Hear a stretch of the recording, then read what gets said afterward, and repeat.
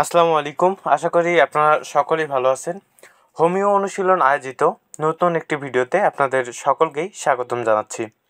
আজকের এই ভিডিওটির আলোচনার টপিক স্লাইভারি গ্ল্যান্ড বা লালা গ্রন্থি সম্পর্কে। এখানে আমি একটি স্লাইড আকারে সব কিছুকে উপস্থাপন করেছি যাতে এই সম্পর্কিত আপনাদেরকে প্রাথমিক পর্যায়ের একটা ধারণা দিতে পারি। তো প্রথমে জেনে নেই যে স্লাইভারি গ্ল্যান্ড এর বাংলা হচ্ছে লালা গ্রন্থি। বাংলায় বলা হয় লালা গ্রন্থি, ইংরেজিতে স্লাইভারি গ্ল্যান্ড। এর সংজ্ঞাটা একটু দেখে নেই। যে সকল গ্রন্থি স্লাইভা নামক ডাইজেস্টিভ জুস নিঃসরণ করে তাকে স্লাইভারি গ্ল্যান্ড বলা হয়। অর্থাৎ যে সকল গ্রন্থি থেকে স্লাইভা নামক ডাইজেস্টিভ জুস নিঃসরণ করে পরিপাক ক্রিয়ায় সহযোগিতা করে তাদেরকেই স্লাইভারি গ্ল্যান্ড বা লালা গ্রন্থি বলা হয়।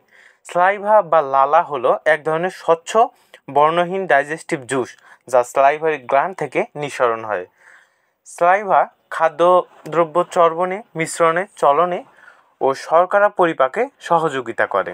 এর শ্রেণীবিভাগটা হলো মানবদেহে 3 জোড়া স্লাইভারি গ্ল্যান্ড বা লালা গ্রন্থি রয়েছে। এখানে 1 নম্বরে প্যারোটিড গ্ল্যান্ড, 2 নম্বর সাবম্যান্ডিবুলার গ্ল্যান্ড, 3 নম্বর সাবলিঙ্গুয়াল গ্ল্যান্ড। আপনারা যদি একটু খেয়াল করে দেখে থাকেন যে প্যারোটিড গ্ল্যান্ড এইটা সবচেয়ে বড় লালা গ্রন্থি, তার থেকে একটু ছোট হচ্ছে সাবম্যান্ডিবুলার গ্ল্যান্ড, তার থেকে আরও একটু ছোট সাবলিঙ্গুয়াল গ্ল্যান্ড। এখন এই যে এখানে আরেকটা বিষয় খুবই গুরুত্বপূর্ণ এবং মনে রাখার মতো একটা বিষয়, সেটা হচ্ছে প্যারোটিড গ্ল্যান্ড থেকে নিঃসৃত লালার 25% নিঃসৃত হয়। অর্থাৎ খাদ্যদ্রব্য চর্বণে বা প্রয়োজনীয় যতটুকু লালা নিঃসরণ হয় তার 25% নিঃসৃত হয় প্যারোটিড গ্ল্যান্ড থেকে, আবার 70% নিঃসৃত হয় সাবম্যান্ডিবুলার গ্ল্যান্ড থেকে। তারপর সাবলিঙ্গুয়াল গ্ল্যান্ড থেকে নিঃসৃত হয় 5% লালা। উপরের দিকে যদি একটু চিত্রতে আপনারা খেয়াল করে থাকেন যে এই জায়গাটা সবচেয়ে বড় প্যারোটিড গ্ল্যান্ড, এইটা থেকে নিঃসৃত হয় মাত্র 25% লালা। তারপর হচ্ছে সাবলিঙ্গুয়াল এবং সাবম্যান্ডিবুলার, এই সাবম্যান্ডিবুলার থেকেই 70% লালা নিঃসৃত হয়। আবার সাবলিঙ্গুয়াল এখান থেকে মাত্র 5% লালা নিঃসৃত হয়। অর্থাৎ প্রয়োজনীয় যতটুকু লালা একবারে নিঃসৃত হয় তার মধ্যে 25% থাকে প্যারোটিড গ্ল্যান্ড থেকে, 5% থাকে লিঙ্গুয়াল গ্ল্যান্ড থেকে এবং 70% থাকে সাবম্যান্ডিবুলার গ্ল্যান্ড থেকে। এটা মনে রাখাটা খুবই জরুরি, কারণ এই বিষয়টা বুঝতে গেলে এই বিষয়গুলো মনে রাখাটা খুবই গুরুত্বপূর্ণ। এখন দেখি প্যারোটিড গ্ল্যান্ডটা আসলে কি। প্যারোটিড গ্ল্যান্ড এটি একটি বৃহত্তম স্যালাইভারি গ্ল্যান্ড। এটি বাহ্যিক কর্ণকুহরে অর্থাৎ এক্সটার্নাল অ্যাকাস্টিক মিকাস ঠিক এর নিচে অবস্থিত। এটি দেখতে উল্টো পিরামিডের মতো এবং ওজনে প্রায় 25 গ্রাম। এটা মনে রাখতে হবে, যে কোনো নৈবেদ্য থেকে আসতে পারে। এটি দেখতে উল্টো পিরামিডের মতো এবং ওজনে 25 গ্রাম। এটি গঠনে কম্পাউন্ড টিউবুলার এভিলিওর গ্ল্যান্ড। এটি সেরাস ও মিউকাস উভয় ধরনের ক্ষরণ করে।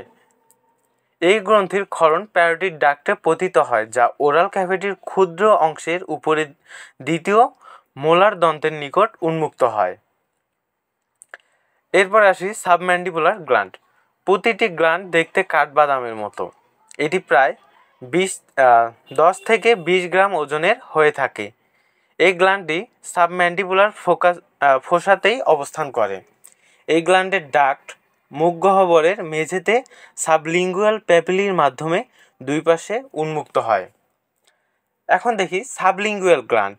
এটি সবচেয়ে ক্ষুদ্র স্যালাইভারি গ্ল্যান্ড। প্রতিটি গ্ল্যান্ড দেখতে কাজু বাদামের মতো। উপরের সাবম্যান্ডিবুলার গ্ল্যান্ড এটা কিন্তু ছিল কাঠবাদামের মতো দেখতে, আর সাবলিঙ্গুয়াল গ্ল্যান্ড এটা হচ্ছে কাজু বাদামের মতো দেখতে।